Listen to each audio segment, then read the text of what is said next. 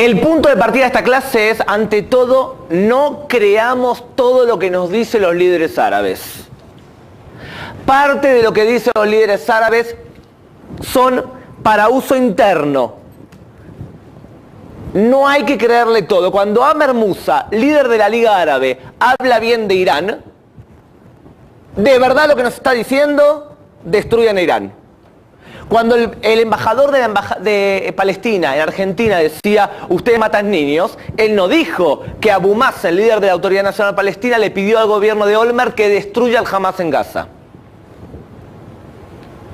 Por lo tanto, hay que tener las cosas en consideración, que no todo lo que se dice es. Nosotros tenemos que saber por qué está diciendo lo que está diciendo. Incluso a veces atacarlo. Yo le hubiese dicho al embajador, muy bien de los niños palestinos, pero ¿cómo explica usted que Abu Mazen le acaba de pedir a Olmert que destruya al Hamas y la Franja de Gaza? ¿A quién representa usted? ¿Al Hamas o representa a Abu Mazen, al OLP? Él sería un problema serio. ¿Cómo responde a eso? Él supuestamente defiende al pueblo palestino, pero su gobierno mismo está diciendo a Israel que haga algo con el Hamas. Muy bien. ¿Qué es Medio Oriente? Ante todo, Medio Oriente, el único periodo de tiempo que fue considerado un solo terreno, una sola secuencia territorial fue en el siglo IV al VI, en la era de Alejandro Magno. Nada más. Después, en el siglo XV, fue un gran territorio que no incluía, por ejemplo, lugares como Marruecos y demás. De verdad, Medio Oriente, el nombre se lo debemos a los británicos, que colocaron el nombre a las fuerzas del ejército que suplían a las fuerzas que estaban en el lejano oriente, o sea, China y demás, le pusieron a las fuerzas que suplen y que están en el Medio Oriente. Y desde entonces nosotros conocemos esta zona, el paso a Oriente que se hacía, por ejemplo, por aquí. Lo que está en el medio es el Medio Oriente, teniendo en cuenta de que el Oriente está más lejos. En inglés lo conocemos como Middle East, en España se conoce como Oriente Medio, nosotros en hebreo lo conocemos como Mizraj HaTijón, o sea, el Tijón es el mar Mediterráneo y lo que está al este es el Mizraj HaTijón. ¿Qué países incluye Medio Oriente? Supuestamente nosotros podemos decir, todos los países que son musulmanes forman parte del Medio Oriente. Y ahí estamos en un problema serio. Porque si metemos a todos los países que son musulmanes en el Medio Oriente, ¿cuál es el país musulmán más grande del mundo? Indonesia. Por lo tanto, Indonesia, que está en la otra punta, que no tiene nada que ver, sería parte del Medio Oriente. ¿Acaso los países árabes son los del Medio Oriente? Si sería así, entonces Irán queda fuera del Medio Oriente, porque Irán, ¿qué idioma se habla en Irán? El persa. Por lo tanto, tampoco sería así. ¿Qué es Medio Oriente? Medio Oriente, según a quien le preguntes. Hay personas que dicen Medio Oriente es todo lo que tiene que ver con el conflicto. Y Medio Oriente, otras personas que dicen Medio Oriente tiene que ver con todos los que hablan árabe. Nosotros, para poder explicar Medio Oriente, vamos a dividirlo en tres círculos. Está el círculo más pequeño, que es el que de hecho más nos interesa a nosotros, que es el círculo de países que están más cercanos a Israel y que el interés de ellos es real hacia lo que sucede en Medio Oriente, o sea, lo que sucede en el conflicto palestino-israelí. Y son Israel, los palestinos, Siria, Jordania, Líbano, Arabia Saudita, Irak, Irán. Esos son los países que tienen una influencia directa sobre una zona de conflicto específico. Este es el círculo central. Hay un círculo que está alrededor que puede transformarse perfectamente en parte del conflicto central. Hablamos de Pakistán, Afganistán, Emiratos Árabes, Sudán, Turquía, Argelia. Por ejemplo, Turquía, ¿es parte del Medio Oriente o no? Si la pregunta hubiese sido hecha hace 20 años, la respuesta es probablemente no. Porque el anhelo de los gobernantes turcos entonces era formar parte de la Unión Europea. Sin embargo, desde hace unos años está en el poder el Partido Nacional Árabe, musulmán, liderado por Erdogan. Y este hombre se ha transformado en uno de los líderes principales del mundo árabe. O sea que él, cuando anteriormente estaba mirando todo el tiempo hacia Occidente, ahora ¿hacia dónde mira? Hacia el Medio Oriente. Y la importancia de Erdogan ha subido mucho en el tema del conflicto palestino-israelí. Por ejemplo, un país como Pakistán. Pakistán supuestamente es un país que está alejado del conflicto palestino. Sin embargo, si las armas nucleares que tiene Pakistán caen en manos de los fundamentalistas, se transforma inmediatamente en parte crucial del conflicto, porque es cuestión de tiempo hasta que las armas caigan en manos de Al-Qaeda o que caigan en manos de el Hamas o de Hezbollah. Por lo tanto, por ahora está un poquito lejos. Tercer círculo que hablamos de países como Marruecos, Yemen, Indonesia, Mauritania y las Comores que forman parte de la organización que agrupa a todos los países árabes, que se llama la Liga Árabe, formada en el año 1945, representa los intereses de todos los árabes. No está Irán.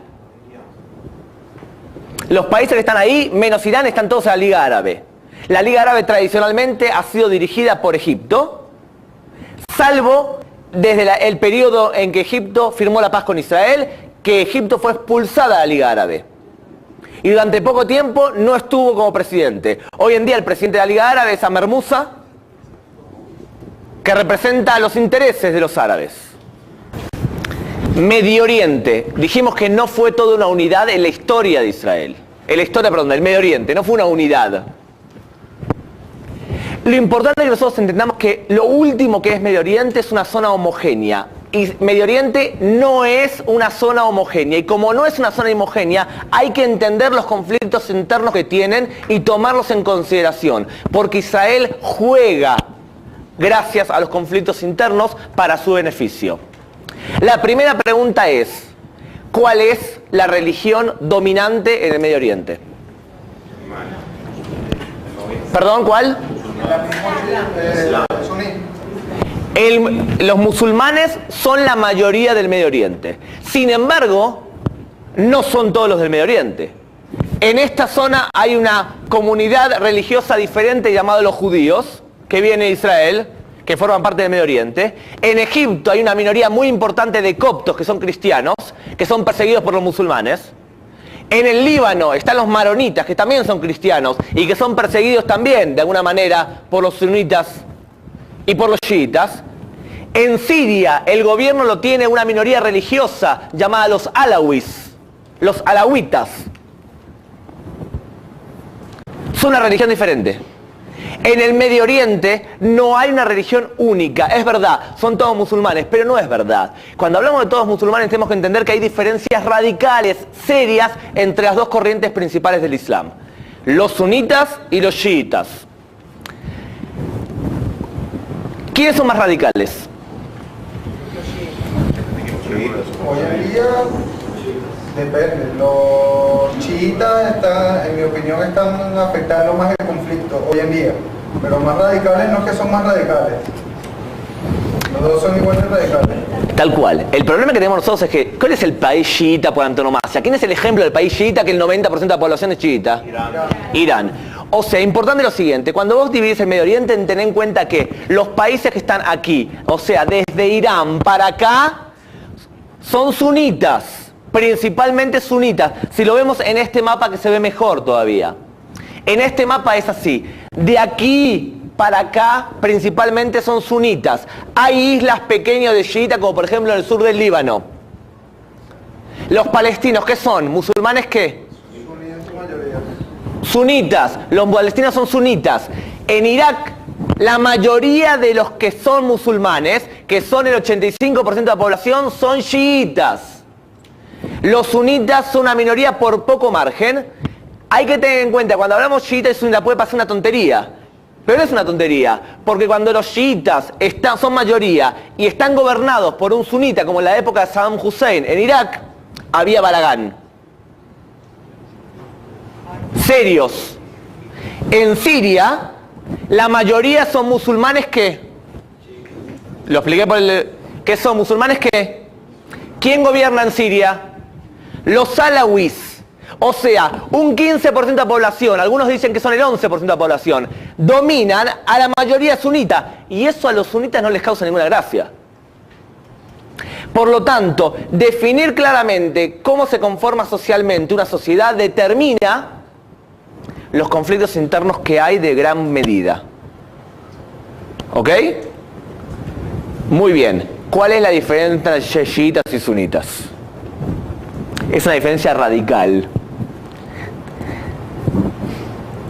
Muy bien, este es el mapa de algo general nomás. Este es el mapa que traje sobre los musulmanes en el mundo. Hablamos de entre 1000 y 1200 musulmanes en el mundo. Millones de personas. Cuando hablamos del Islam radical, no radical, tengan en cuenta, yo digo los radicales en el Islam son la minoría, pero pueden ser una minoría del 10-20%. Estamos hablando de ¿cuántos millones de personas? Si nosotros tenemos una persona que tenemos 200 millones de personas dispuestas a suicidarse o a imponer la Sharia en el Medio Oriente o a apedrear a las mujeres, no son poca gente. Estamos hablando de muchas cantidades de personas. Son la minoría de todas formas, pero una minoría significante. Ahora bien, vean los números. Estamos hablando de los países que tienen el 100% de población musulmana están en verde. Los países que tienen entre el 60 y el 50 en verde más clarito. Y los países que tienen entre 40 y 30 están en rojo, que son ciertos países de África. Ahora fíjense, países que tienen el 9% de población musulmana, como Argentina, como Estados Unidos, como en Francia, como en Alemania, como en Dinamarca. No son poca gente. ¿Cuál es la diferencia entre chiitas y sunitas? Lo siguiente, Mahoma tuvo una hija, la hija se llamó Fátima. Él se casó con varias mujeres, la preferida de él se llamaba Aisha. Se casó cuando Aisha tenía 6 años y la defloró cuando tiene 9. Entre otras cosas, por eso ustedes ven imágenes de musulmanes casándose con niñas, porque están honrando la memoria de Mahoma. La pederastría en el Islam radical está aceptada y está bien. Es un punto importante. Occidente no entiende eso. Y nosotros vemos como si fuese foto de un padre con una niña. No, se están casando. Occidente le cuesta entenderlo eso. Es un argumento que hay que señalarle. Mahoma tuvo una hija llamada Fátima. Fátima se casó con Ali. Ali, que era también yerno de Mahoma y sobrino. Los descendientes de Mahoma, que creen que Ali es el único califa con poder para reinar, son los chiitas, que después siguieron a Hussein, que es el hijo de este, y que después de Hussein, el hijo de él murió a los 4 años, y la tradición chiita cesó. O sea, los que creen en la descendencia de Ali se llaman la fracción, y son los chiitas. Son una minoría en el Islam, son el 15% de población nomás. El 85% son sunitas. Los sunistas creen que, vamos al cuadro gráfico, chiitas de un lado, Ali es el primo de Mahoma y creemos en él. No consideran a Ali el sucesor y se pelean, este lado chiitas. Sí, yerno. ¿Ok?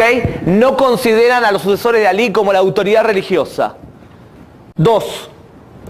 Los chiitas, como no tienen sucesión religiosa porque Hussein murió en una batalla, la batalla de Karbala, que es en Irak, los sunitas al cabo de unos años, en los años 800, destruyeron Karbala. Y hoy en día los chiitas y los sunitas se enfrentan de manera seria. O sea, hace poco tiempo le escuchamos noticias en Arabia Saudita que los sunitas en Arabia Saudita prohibían la entrada a chiitas porque no quieren que le hagan proselitismo dentro de casa. Cuando hablamos del conflicto entre Egipto y Arabia Saudita, hablamos de un conflicto entre sunitas y chiitas. Peleas entre ellos, serias, graves, que Israel las aprovecha. Los sunitas no creen en un solo líder. Hay muchas autoridades religiosas, y entre las autoridades religiosas que hay tenés personajes como el jeque Ahmed Yassin, que representa el salafismo extremo dentro del sunismo, y tenés a personajes en Pakistán como Tahir al-Qudri, que él dice claramente, escribe fatwas, sentencias religiosas que dice el terrorismo está mal. Lamentablemente, Tahir al-Qudri es una de las voces minoritarias en el Medio Oriente. Anteayer, Arabia Saudita, líderes religiosos de Arabia Saudita escribieron un texto que dice que la yihad terrorista está mal. La cubrieron con un montón de limitaciones, pero por primera vez se escucha una fatwa clara que dice que el terrorismo islámico para matar gente civil está mal. Es un adelanto. ¿Cómo actúan los chiitas? Los chiitas tienen 12 líderes, son los ulemas, los líderes religiosos más importantes. El más conocido hoy es el Ayatollah Ali Khamenei, líder religioso del mundo islámico. Cuando la gente se mete con Ahmadinejad, Está equivocado. Ahmadinejad no decide que Irán se transforme en una potencia nuclear. Ahmadinejad es elegido por los ulemas que lo ponen como líder a votar. La política estratégica nuclear de Irán la decide el Ali Khamenei y los suyos. Por lo tanto, cambiar Ahmadinejad no va a cambiar la política, hay que cambiar el régimen en sí. 12 líderes religiosos que deciden el futuro de la Shia, de la fracción. Muy bien. Hay pequeñas diferencias religiosas, por más que los dos creen en los 5 preceptos clásicos del Islam, que significa la ley de Alá es la única verdad, hay que hacer diezmo, o sea, hay que donar dinero, hay que ir hasta la Meca por lo menos una vez en la vida, hay que rezar, y uno más que me estoy olvidando. ¿Perdón? No, la Meca ya lo dijimos. Bueno, los 5% del Islam. Los dos creen igual, salvo que uno a veces rezan algunos 3 veces o 5 veces por día y que aceptan la autoridad de los ulemas. Es por lo tanto que esta gente, cuando hablamos de los chiitas, la importancia de lo que dice el líder es muchas veces mucho más importante que los sunitas. Porque los sunitas pueden tener 10 personas que hablen diferentes sobre el mismo tema. ¿Va bien? Muy bien. La mayoría del mundo musulmán es sunita, esto ya lo dijimos, y demás. Esta imagen que están acá es, ¿se acuerdan que les expliqué recién cuando fue destruida la tumba de Hussein y Karbala en Irak? Este acto de golpearse, autoflagelarse, es la forma que ellos recuerdan la destrucción del chiismo de esa ciudad.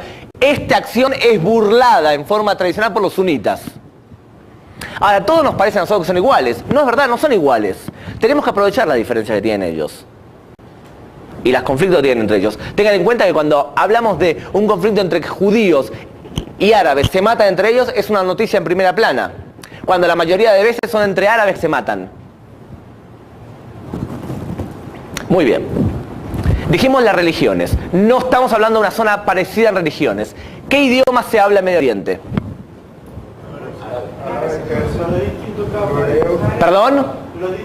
Muy bien. El idioma árabe hablado no es igual que el idioma árabe escrito. Si tú reúnes a un líder de Egipto con un líder de Irak, probablemente no se entiendan. Van a necesitar traductores.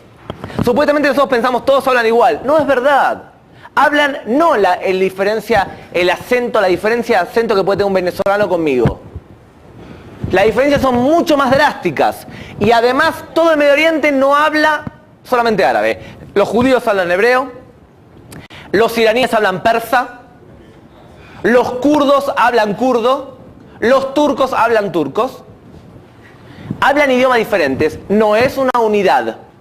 Desde el punto de vista racial, si podemos hablar de una manera de razas, si es que existe una raza pura hoy en día, el Medio Oriente es predominantemente caucásico, o sea, en otras palabras, carita de aceituna. Por ejemplo, ¿cuál es tu nombre?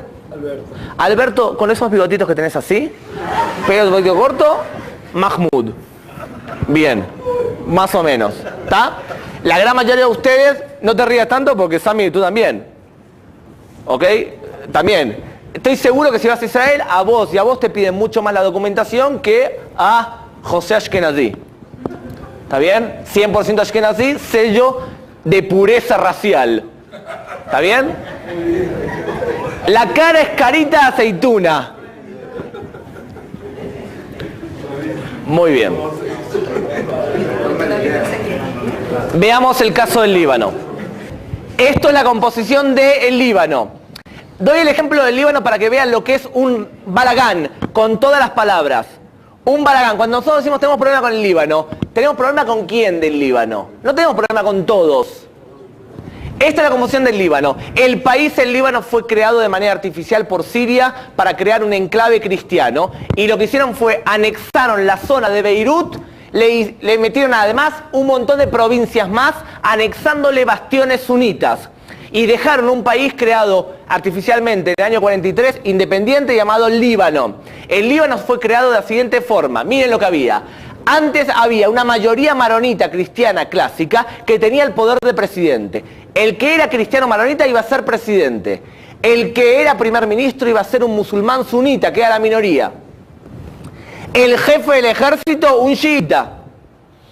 perdón, un druso, y el jefe del parlamento un chiita. Así decía la Constitución, así lo dice la Constitución. Con el paso de los años, los musulmanes sunitas tuvieron mucho más hijos que los maronitas. Conclusión, año 1975, guerra civil. Israel apoya indirectamente a los maronitas, los consideramos más occidentales. Siria y la OLP apoyan a los sunitas. Guerra civil. Termina la guerra civil y ganaron de alguna manera los sunitas. Hoy en día la Constitución del Líbano dice que el presidente Michel Suleiman es un maronita, pero casi no tiene poder. En cambio el primer ministro sí tiene poder, que es un sunita, Said Hariri. Él tiene poder. El jefe del parlamento es un chiita y el jefe del ejército es druso. ¿Cuál es el problema? El presidente ahora tiene menos poder y el que decide de verdad es el sunita. Ahora bien, ustedes me pueden decir, muy bien, el que manda es el sunita. ¿Cuál es el problema? Que dentro del gobierno libanés hay una minoría chiita que tiene derecho a veto. O sea, ¿quiénes son los chiitas en el Líbano? Hezbollah. Hezbollah tiene derecho a veto. El gobierno sunita no puede decidir un montón de cosas sin la premisa de Hezbollah. Ejemplo, en el sur del Líbano hay una línea de teléfono independiente y de radares independiente al Estado que la maneja Hezbollah. Los sunitas intentaron desactivarla. ¿Por qué? Porque no es lógico que un Estado tenga una línea de teléfono interna propia. Guerra civil empezó. Chiitas y sunitas.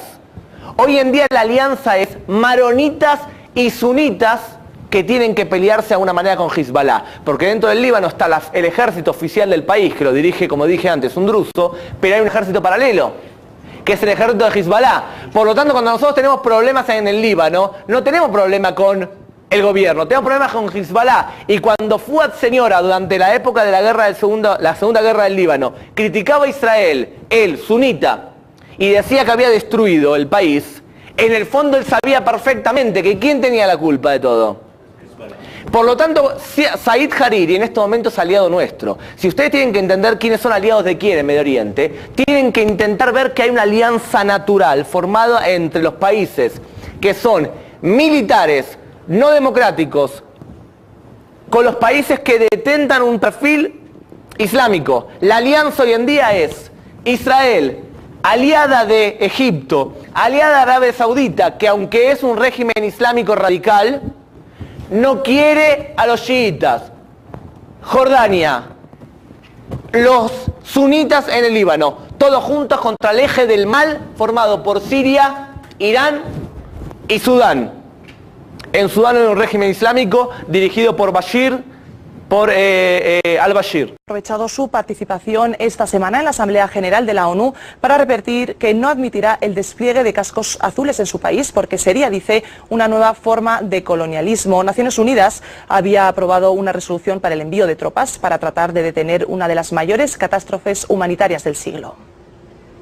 La ONU ha aprobado un despliegue de 17.000 hombres. Ahora mismo sobre el terreno solo hay 7.000 soldados de la Unión Africana mal equipados para una extensión similar a España.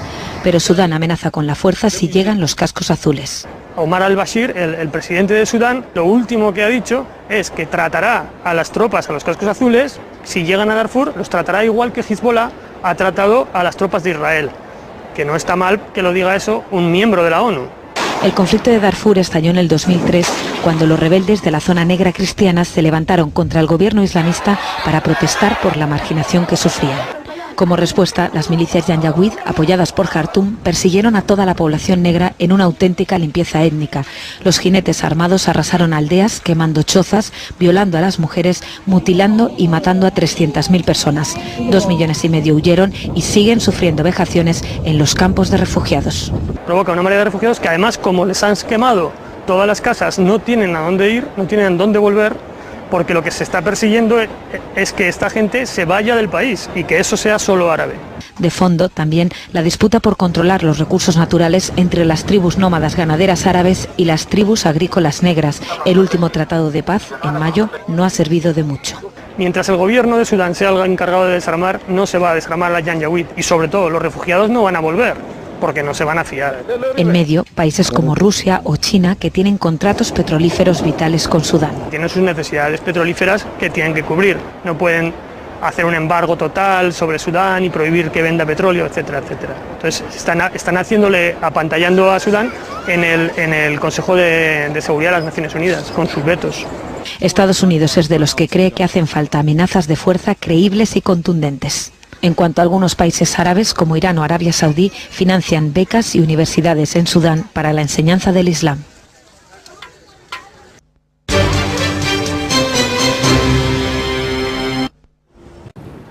Por lo tanto, cuando hablan todos mal de nosotros, espera, ¿quién habla mal de nosotros? ¿Quién se va a jugar realmente para atacarnos o hacernos algo? Todos tenemos un mismo problema, que es el Islam radical. Lo entiende también perfectamente Mubarak en Egipto y lo entiende perfectamente el rey Hussein de Jordania. Un ejemplo, ¿vieron la valla de seguridad que había alrededor de la Franja de Gaza? Ok, Egipto está construyendo un muro de 15 metros de altura de hierro para que los palestinos no puedan hacer pozos y túneles y meter armas a la Franja de Gaza. Los egipcios dicen off the record que se mueran como ratas. ¿Por qué los egipcios tienen problema con el Hamas? Porque el Hamas es Irán. El Hamas es todo lo que ellos desprecian. El Hamas es exactamente lo mismo que el principal enemigo de Egipto, que son los hermanos musulmanes. De hecho, cuando aprendamos del Hamas, vamos a ver que el Hamas es un seguidor de los hermanos musulmanes. Cada tanto los hermanos musulmanes son destruidos por Egipto. Muy bien, el Líbano lo vimos. ¿Qué es Hezbollah? ¿Un partido político? ¿Gente que vive ahí? Todo movimiento terrorista, intenta comprender lo que no existe. Todo movimiento terrorista hoy en día del Medio Oriente tiene varias ramas. Tiene la rama política, dice el partido político que tiene representación en el Parlamento y en el gobierno. Tiene su rama que se llama la Dagua. La Dagua es todo el tipo de tarea social, escuelas, hospitales y más para crear adeptos. Y tiene su brazo armado. Hezbollah tiene su brazo armado. Y tiene su líder religioso también, que no es Nasrallah. ¿Ok? ¿Son legal el país? ¿No son insurgentes? Todos juntos. Ahora cuando expliquemos terrorismo en la otra clase vamos a explicar por qué. ¿Cómo tenemos que entender a los terroristas? ¿Cuáles son los dos principios básicos del terrorismo? ¿Ok? Ok. Pregunta importante. Esto es Medio Oriente. ¿Qué es más estable? ¿Un gobierno democrático o un gobierno no democrático? ¿Quién ha dicho que no? Perdón, una votación. No lo vamos a filmar porque... ¿Quién opina, por favor, que un gobierno democrático es más estable que uno no democrático? Bien. ¿Quién opina que un gobierno no democrático es más estable que uno democrático? Muy bien. No quiero tratarlos mal, pero ustedes saben que ustedes están viviendo en un país que la democracia es una situación no tan clara. Y parecería ser que no democrático lo es, pero de verdad, un país democrático es mucho más estable que un país no democrático. Voy a explicar por qué. Un país no democrático tiene que el líder que explicar todo el tiempo que él es legítimo. O sea, un líder no democrático no puede hacer esto que voy a explicar ahora. Ustedes son el pueblo. Primer año de gobierno, ustedes todos tienen trabajo en la fábrica que cree nueva. Segundo año, ustedes tienen trabajo. Tercer año, ustedes tienen trabajo. Ustedes se mueren de hambre todos los 4 años. Al tercer año, señores, o cuarto año, vótenme otra vez. Puede hacer una política a largo plazo. Ustedes cuando votan al sistema, votan a un sistema, no votan a un señor. Hasta tal punto es así esto, que los gobiernos tienen más tiempo para poder actuar y se dirige de manera racional. Un gobierno no democrático todo el tiempo tiene que demostrar que él es legítimo para estar en el poder. La forma que lo hace es a través de 3 formas. La primera forma, si le suena conocido por su país, es pura coincidencia. 3 formas de mantenerte en el poder en un sistema no democrático. Una, gastar dinero. Los países árabes son países considerados soft state, significa un país liviano, que el gobierno gasta dinero para que la gente esté calmada. Ejemplo, van al Cairo ustedes, van a ver que muchas mujeres son maestras, con todo mi respeto a las maestras, no es económicamente rentable que todas las mujeres sean maestras en un país.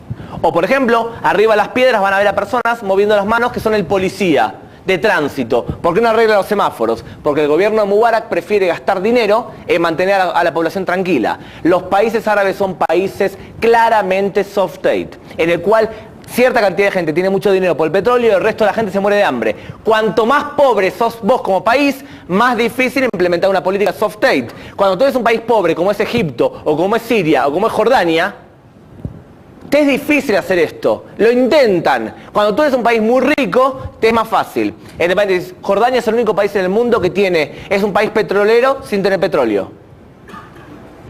Un país petrolero sin petróleo. No tiene petróleo. ¿Qué pasa? Los jordanos trabajan en países petroleros y le mandan dinero a las familias. Cuando hay crisis de petróleo, Jordania muere.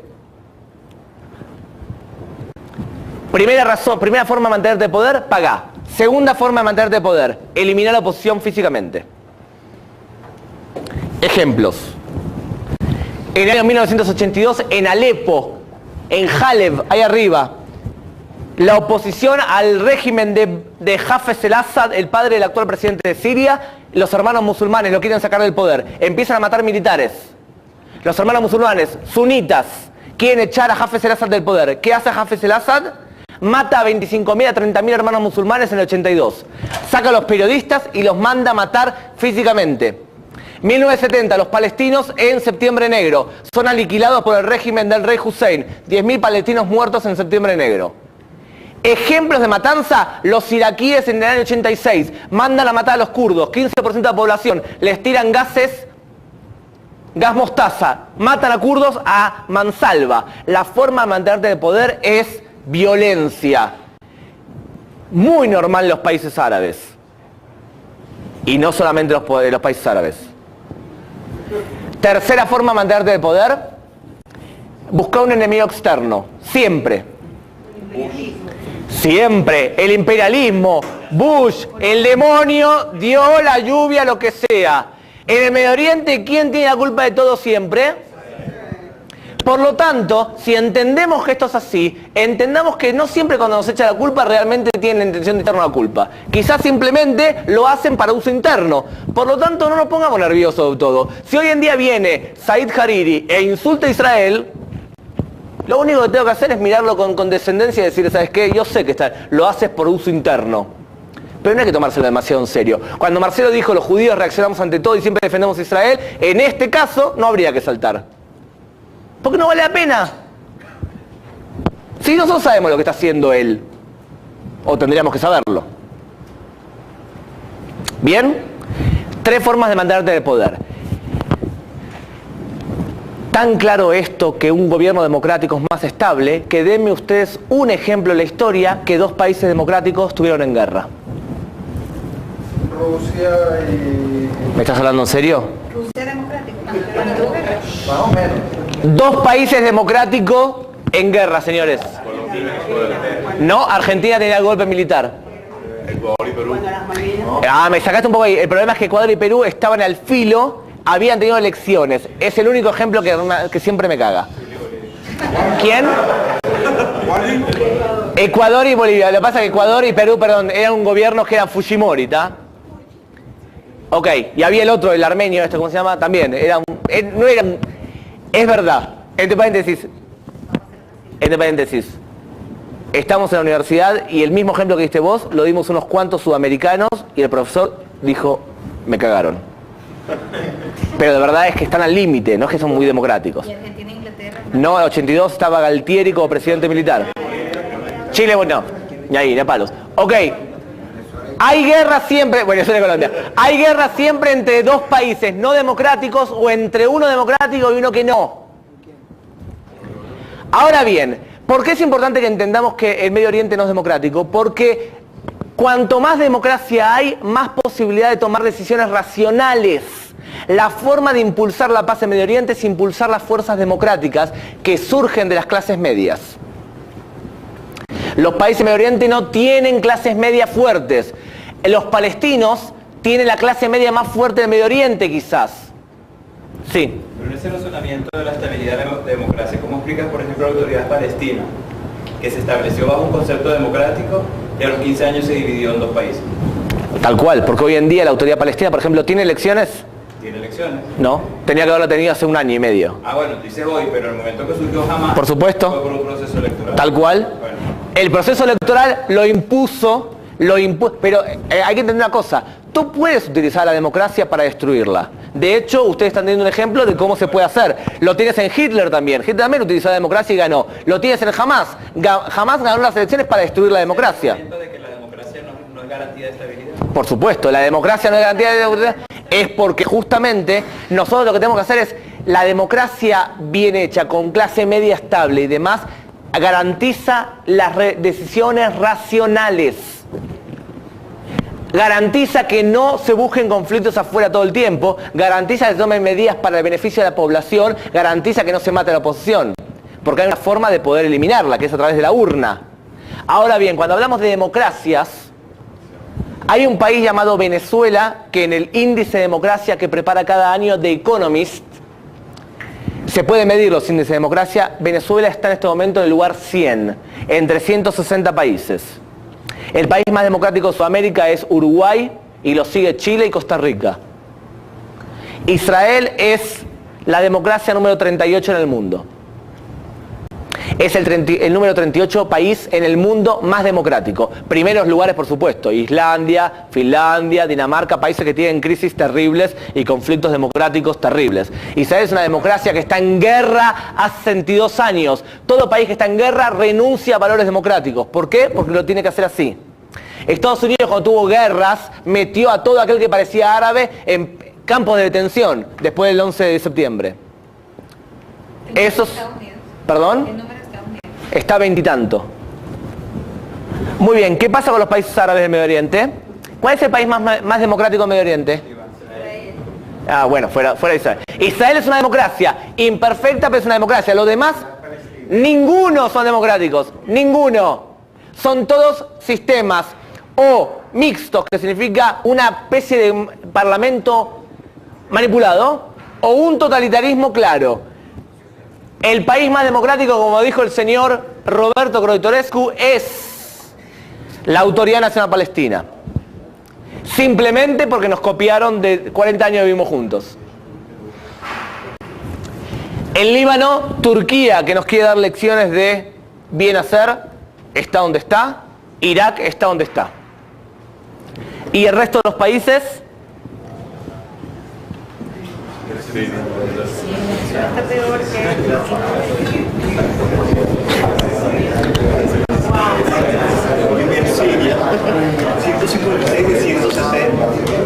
hace unos años... El peor, Corea del Norte, 162.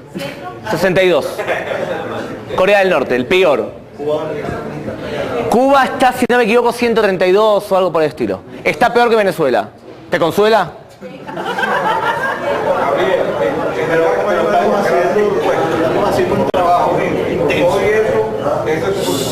Tal cual. Sí. Hace 2 años, de todas formas. ¿Cómo se mide democracias? Hay varios parámetros. 1, ¿hay libertad de competencia de postularte? 2, ¿hay libertad de prensa? 3, cuando vos tomas una decisión de gobierno, ¿la podés imponer? ¿Hay libertades individuales? En Irak hay un problema serio porque vos podés decidir lo que quieras decidir en tu país, pero de verdad no lo podés imponer. Los kurdos no te hacen caso, los chiitas no te hacen caso. Eso baja tu nivel de democracia. En Israel tenemos un nivel de democracia altísimo. La cultura política de israelí es altísima. El problema es que tenés 2 minorías importantes, los religiosos ortodoxos, los árabes israelíes, que no siempre juegan el juego democrático y te hacen bajar el promedio.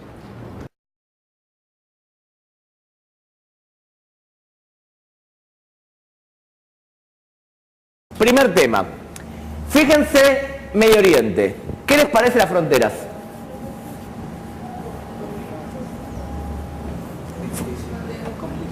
Las fronteras, ¿qué les parece las fronteras? La primera impresión, más o menos lo dibujé bastante parecido a lo que es. ¿Qué es las fronteras? La división entre países. ¿Cómo? La división entre países. ¿En qué sentido? Hay que dividir un territorio de otro. ¿Los límites qué les parecen? ¿Están rectos? Me llama la atención que las fronteras sean tan rectas. Obviamente, si no hay ríos ni montañas.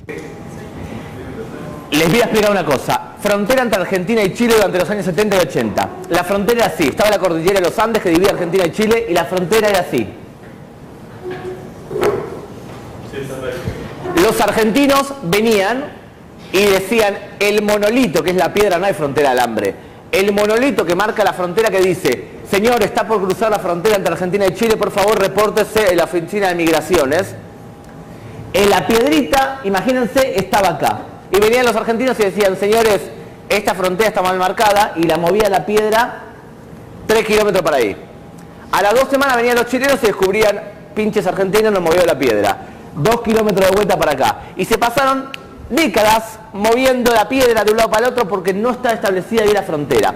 Un país normal, los países de Sudamérica, los países de Europa, ni hablar, tienen fronteras muy sinuosas. La frontera se estableció a base de luchas, peleas. Si dos países tienen suerte, hay un río en el medio que separa la frontera. Y ahí estuvo genial, o una montaña grande. Pero cuando no hay ese tipo de frontera, todo el tiempo se discute si ese terreno es de un país o del otro, y las fronteras son de estilo así. Sin embargo, en Medio Oriente, señores, las fronteras son totalmente rectas. Había un chiste que, ¿se acuerda la frontera entre Egipto e Israel? Esta, de verdad la frontera es así, toda recta, y en esta parte tiene algo así. Y el chiste que se decía era que los británicos, cuando pusieron la frontera, colocaron una regla que estaba rota, hicieron ¡zup! Y quedó ahí la frontera. Y así quedó. Es medio extraño que la frontera Medio Oriente sea así de recta. Y parece una tontería, pero la es. Voy a explicar por qué.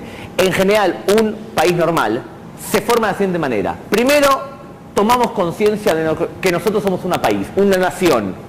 Y nos consideramos ahora cuarto, ¿qué somos? ¿Cuarto de? Cuarto de dado.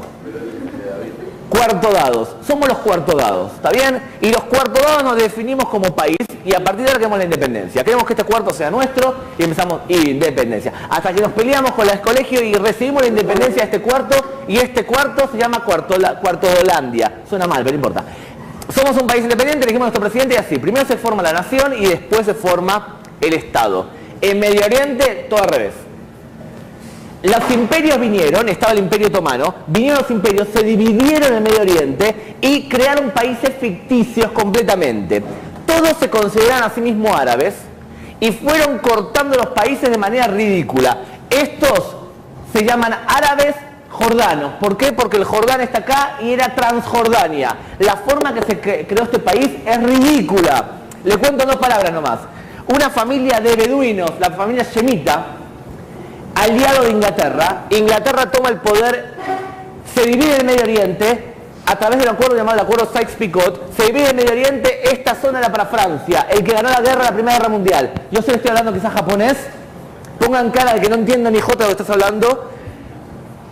Primera Guerra Mundial termina, el Imperio Otomano cae, se divide en el Medio Oriente por el acuerdo llamado Sykes-Picot.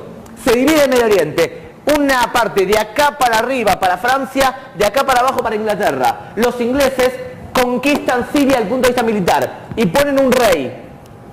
El rey es el hijo de la familia de esta Shemita. Vienen los franceses y dicen, pero ese terreno es nuestro, nos dividimos. Presionan a Inglaterra y el rey de acá pasa a ser rey de Irak. El hermano se empieza a quejar. Devuelvan a mi hermano, devuelvan a mi hermano. Para calmarlo se crea un país, Jordania, con un rey que es el hermano del rey de Irak. Así se crea un país, una nación, una monarquía. Durante mucho tiempo, Hussein de Irak, Hussein de Jordania fueron hermanos hasta que los derrocaron a los dos. Perdón, a uno. El bisnieto o tataranieto del hermano ese quilombero en la frontera es el actual rey de Jordania. A uno lo voltearon por un golpe de estado en Irak, al hermanito sigue hoy en día en Jordania. Así se creó un país. Los árabes que quedaron adentro del mandato británico de Palestina se terminan llamando con el paso del tiempo árabes palestinos. Entiéndanlo, nosotros tenemos un conflicto hoy en día con los palestinos. Si el mandato británico se hubiese llamado mandato británico Chicle Bubalú, hoy en día tendríamos un conflicto con el pueblo bubalú. Lógicamente, ¿cómo explicarle a los palestinos que los israelíes, los judíos tenemos miles de años de historia con ese terreno y ellos dicen, no, nosotros tenemos más. Jesús era palestino. Como no hay ningún tipo de rigidez histórica, Lo cierto es que se llaman palestinos porque el mandato británico se llamaba Palestina. Primero se crea la nación y después se crea un pueblo adentro. Ahora bien, esto crea muchos problemas, porque las naciones son ficticias. Entonces pasa lo siguiente, ejemplito. Este país era la provincia de Siria. Los franceses que conté recién, que dominaban esta zona, crean un país ficticio llamado el Líbano. O sea, tomaron una zona del Líbano que tenía mayoría cristiana, maronita, y crearon un país para crear un puente cristiano aliado a Francia. Pero ¿qué hacen? No hacen nada más que esa provincia. Agregan unas cuantas provincias más y crean el Gran Líbano. Siria, ¿qué dice? Con el paso del tiempo, ese terreno es mío, ese terreno es mío. Y empieza a hacer guerra civil y ayudar a la guerra civil interna. Los maronitas, que la mayoría, empiezan a ser superados por hijos por los sunitas. Guerra civil del Líbano. ¿Quién patrocina esa guerra civil? Siria, que dice, ese terreno es mío. A los sirios, desde el punto de vista ideológico, para Siria, Líbano forma parte de Siria. Más, en el año 1961 se crea un país totalmente artificial llamado Kuwait. Los ingleses cortan Irak, una zona rica en petróleo, y crea un país llamado Kuwait. Año 1961. Saddam Hussein, en la primera guerra del Golfo, se mete en Kuwait, la domina, la conquista, porque dice, esa tierra es mía. Desde el punto de vista histórico, Irak tiene razón. Cuando tú vienes las potencias, cortan el Medio Oriente, como se les ocurre, muchos países dicen, ese terreno que está enfrente es mío. Esto crea muchos conflictos y guerras entre muchos países del Medio Oriente. La guerra entre Irak e Irán, entre el 80 y 88, por unas islas en el Golfo Pérsico, es una demostración de la cantidad de conflictos territoriales que hay en el Medio Oriente. La mayoría de conflictos la tienen entre ellos. Israel es parte de todo este balagán. ¿No? Salvo desde el periodo en que Egipto firmó la paz con Israel, que Egipto fue expulsada de la Liga Árabe. Y durante poco tiempo no estuvo como presidente. Hoy en día el presidente de la Liga Árabe es Amer Musa, que representa los intereses de los árabes. Medio Oriente. Dijimos que no fue toda una unidad en la historia de Israel. En la historia, perdón, del Medio Oriente. No fue una unidad. Lo importante es que nosotros entendamos que lo último que es Medio Oriente es una zona homogénea. Y Medio Oriente no es una zona homogénea. Y como no es una zona homogénea, hay que entender los conflictos internos que tienen y tomarlos en consideración. Porque Israel juega gracias a los conflictos internos para su beneficio. La primera pregunta es, ¿cuál es la religión dominante en el Medio Oriente? ¿Perdón, cuál? Los musulmanes son la mayoría del Medio Oriente. Sin embargo, no son todos los del Medio Oriente. En esta zona hay una comunidad religiosa diferente llamada los judíos, que viene de Israel, que forman parte del Medio Oriente. En Egipto hay una minoría muy importante de coptos, que son cristianos, que son perseguidos por los musulmanes. En el Líbano están los maronitas, que también son cristianos, y que son perseguidos también, de alguna manera, por los sunitas. De ver, sería parte del Medio Oriente. ¿Acaso los países árabes son los del Medio Oriente? Si sería así, entonces Irán queda fuera del Medio Oriente, porque Irán, ¿qué idioma se habla en Irán? El persa. Por tanto, tampoco sería así. ¿Qué es Medio Oriente? Medio Oriente, según a quien le preguntes. Hay personas que dicen Medio Oriente es todo el que tiene que ver con el conflicto. Y Medio Oriente, otra persona que dice Medio Oriente tiene que ver con todos los que hablan árabe.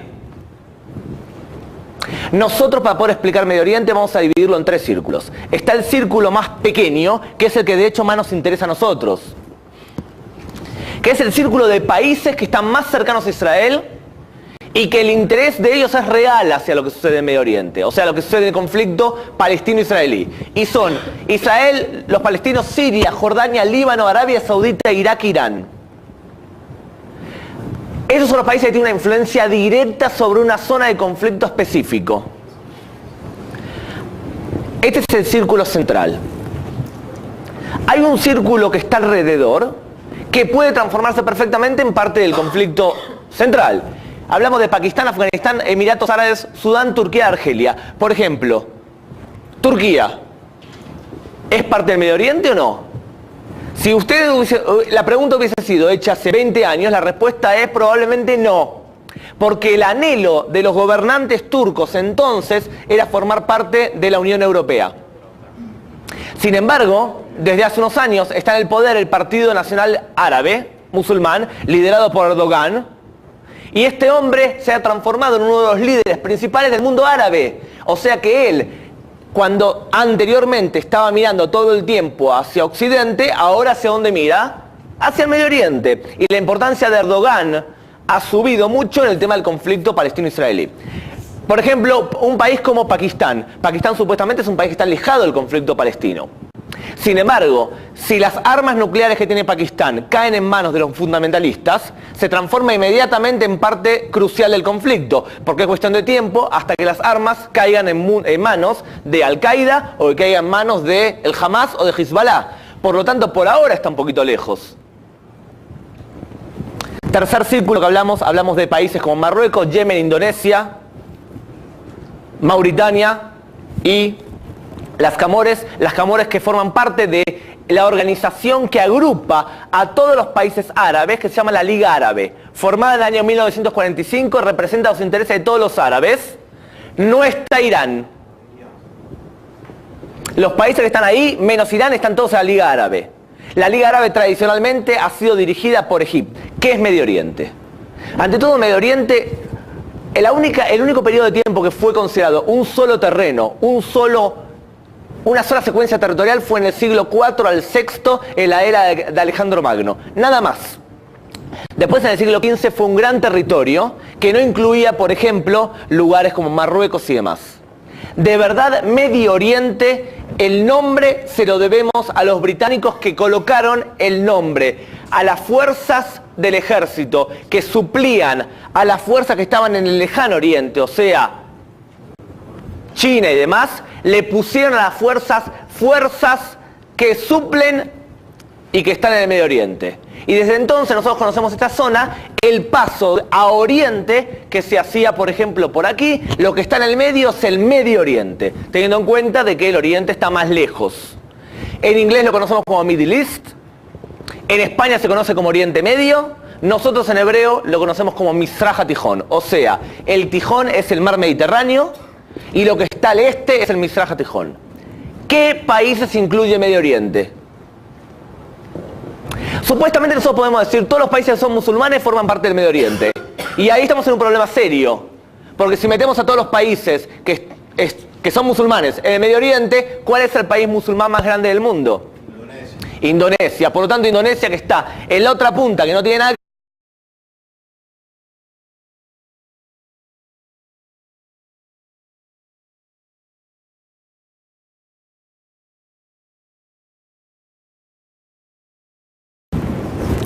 El punto de partida de esta clase es, ante todo, no creamos todo lo que nos dicen los líderes árabes. Parte de lo que dicen los líderes árabes son para uso interno. No hay que creerle todo. Cuando Amer Musa, líder de la Liga Árabe, habla bien de Irán, de verdad lo que nos está diciendo, destruyan a Irán. Cuando el embajador de Palestina en Argentina decía, ustedes matan niños, él no dijo que Abu Mazen, el líder de la Autoridad Nacional Palestina, le pidió al gobierno de Olmert que destruya al Hamas en Gaza. Por lo tanto, hay que tener las cosas en consideración, que no todo lo que se dice es. Nosotros tenemos que saber por qué está diciendo lo que está diciendo. Incluso a veces atacarlo. Yo le hubiese dicho al embajador, muy bien de los niños palestinos, pero ¿cómo explica usted que Abu Mazen le acaba de pedir a Olmert que destruya al Hamas y la Franja de Gaza? ¿A quién representa usted? ¿Al Hamas o representa a Abu Mazen, al OLP? Él sería un problema serio. ¿Cómo responde a eso? Él supuestamente defiende al pueblo palestino, pero su gobierno mismo está diciendo a Israel que haga algo con el Hamas. Muy bien.